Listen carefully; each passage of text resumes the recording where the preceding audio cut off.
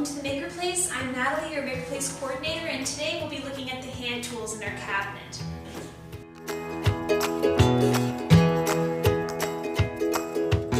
Specifically, we're going to be looking at the measuring hand tools. Let's take a look. Within the MakerPlace measuring kit, you will find a multimeter, a degree angle finder ruler, an angle T-bevel ruler, a framing square, a fractional size drill gauge, digital calipers. One of the most important measurements to learn how to take is that through a measuring tape.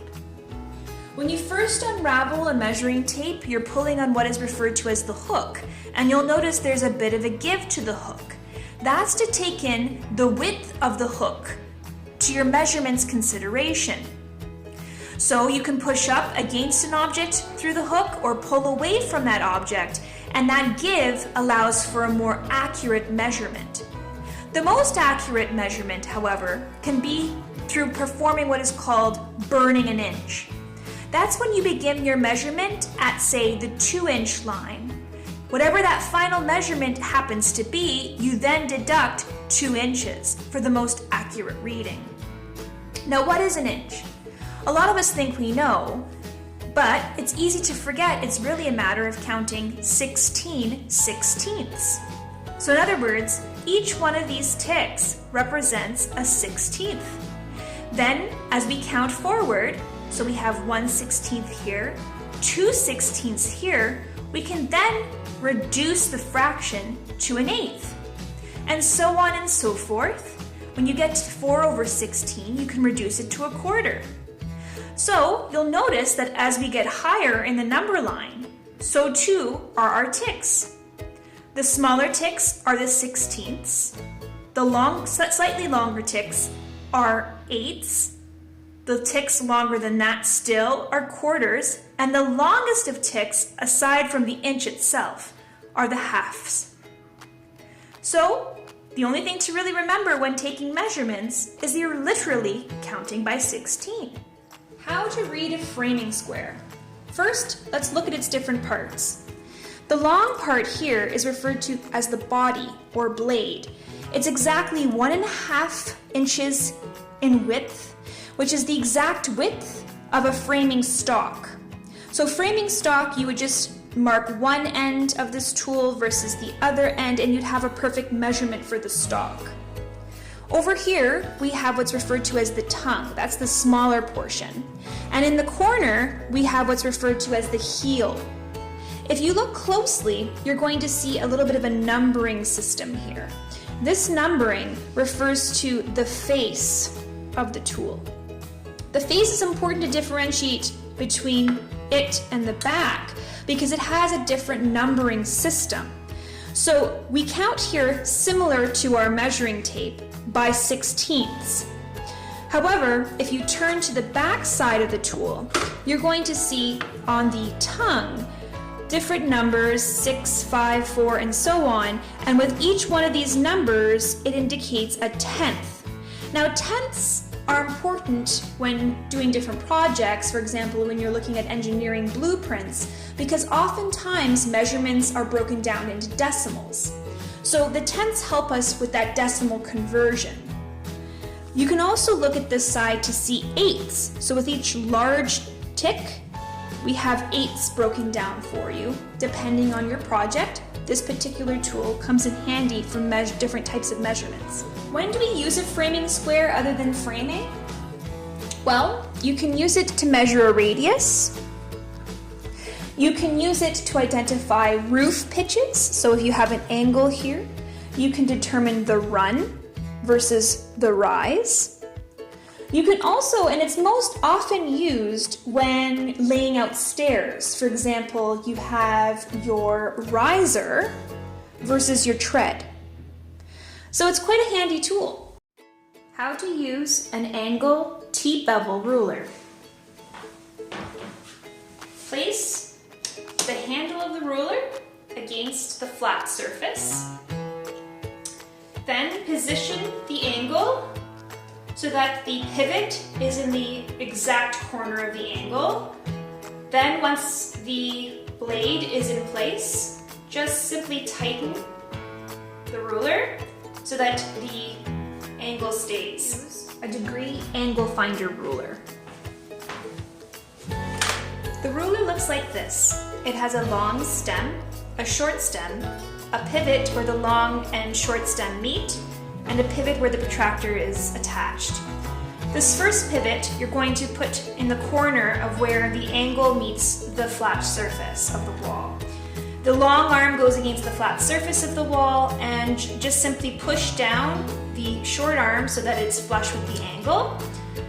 The tool will automatically hold into place so you can read the protractor degree. How to determine an angle finder measurement? Well, with the degree angle finder, it's quite simple. All you do is just reference where your degree is pointing to off the dial, which looks to be about 13 degrees, and your job is done. With the other angle finder ruler, you have to do a few more steps. What you would do is you'd draw a 90-degree angle straight down a page. You would then take your angle finder ruler, line up the ruler base with the 90-degree line, and then just simply draw a line along the blade. Then you would take a protractor. We will just use the same protractor from the degree angle finder and line the 90-degree up with this bottom line here, and then look to see where your degree is coming in, which is about 13 degrees, which basically tells us that both measurements are coming in around the same, but arguably this one is the most accurate. How to use a digital caliper. A caliper has three parts that are important to know about. The first is this beam, which is referred to as the depth bar. It has measurements listed, but because this is a digital caliper, the measurements are going to automatically populate for us. To get measurements, you're going to just simply use the reel here and open up the jaws. There are two sets of jaws. This bottom set is referred to as the outside jaws. It measures the outside diameter, length, or thickness of an object. The upper jaws are referred to as inside jaws because they measure the inside width of a slot or a hole. So say I wanted to measure the diameter of this pencil, I just simply put the pencil between the lower jaws, or what are referred to as the outside jaws, close in on the pencil, and we're going to get a reading out of millimeters, which is 1.51. I'm not sure if you can see that on the screen, it's quite faint, but if you push this button up here, you'll also get a conversion to inches. So here we have a conversion to the hundredths, and here we're going to get a fraction of inches, which is 1/16. The reason why there are so many conversions is because often calipers are used in metalworking, so it's important to have those differentiations. How to use a fractional size drill gauge. Now, this drill gauge is a lot of fun because if you ever have a mess of drill bits, which is sometimes the case in my house, you're going to want to try to refigure them in the way of their measurements through this gauge. So what you literally do is just like puzzle pieces, fit all of your bits within the holes to see what sizes they are, just so you can organize them later. You can use this gauge for other things as well. Say you wanted to know what this object's diameter was. You literally just go and start placing it into holes until you reach a hole where it no longer can push through. Then you know that it's pretty close to the one below's measurement.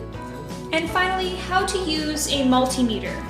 Multimeters are used to measure the DC voltage or the AC voltage of something. You can also measure sound frequency.